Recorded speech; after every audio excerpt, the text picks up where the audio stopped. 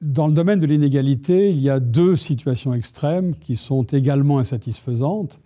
La première, c'est le cas où quelques individus s'accaparent la quasi-totalité des ressources d'une nation et condamnent le reste de la population à la simple survie. Et l'autre extrême, c'est le cas où on égalise systématiquement les revenus des gens, mais en même temps, on détruit les incitations qu'ils peuvent avoir pour l'effort, pour le travail, pour l'entreprise, pour l'innovation.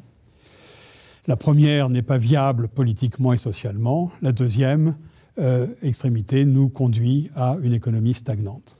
Au milieu, il y a une plage dans laquelle la société et l'économie peuvent fonctionner de façon satisfaisante. Comment est-ce qu'on sait qu'on est dans cette plage ? On ne le sait pas vraiment et on a du mal à déterminer exactement quelle est cette plage. En revanche, on sait très très bien à quel moment on est en train de s'approcher de la limite supérieure de cette plage.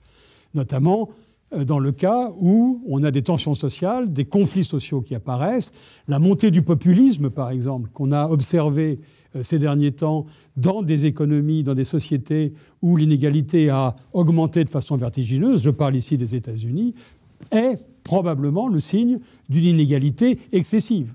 Et Donald Trump doit peut-être son élection à cette augmentation des inégalités aux États-Unis.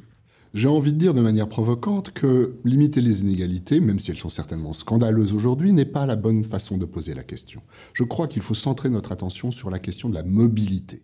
Premièrement, mobilité au sein d'une génération. Deuxièmement, mobilité entre générations. Mobilité au sein d'une génération, ça fait référence selon moi aux questions de concurrence. Concurrence, pourquoi ? Parce que ce que l'on veut, c'est que des entreprises jeunes apparaissent, que des personnes puissent y rentrer et que ces entreprises grossissent. Quel bénéfice additionnel d'avoir des entreprises jeunes ? C'est que les personnes qui y travaillent sont souvent des personnes jeunes. Les travaux empiriques l'ont démontré. Deuxième élément, évidemment, pour qu'il y ait cette façon de remplacer des entreprises vieilles par des entreprises jeunes, il faut absolument qu'il y ait une mobilité professionnelle, mobilité géographique. Ce qui veut dire essentiellement que plutôt que de privilégier la propriété, il faut privilégier la location, comme l'Allemagne l'a fait. Ainsi, les personnes qui perdront leur emploi, il y en aura, pourront malgré tout déménager et trouver un emploi à un autre endroit plutôt que celles qui sont propriétaires et qui perdent tout à la fois lorsqu'elles perdent leur emploi.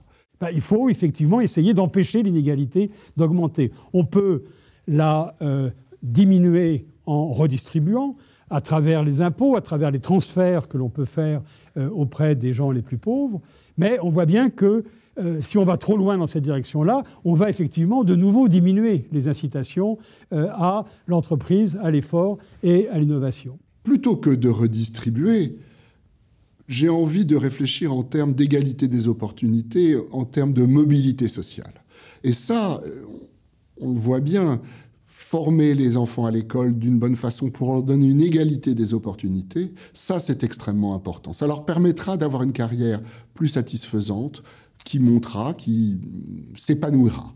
De la même manière, sur l'impôt, la question de la taxation de l'héritage est importante puisque c'est celle qui permettra que les personnes riches à un moment ne le restent pas trop longtemps, si je puis dire.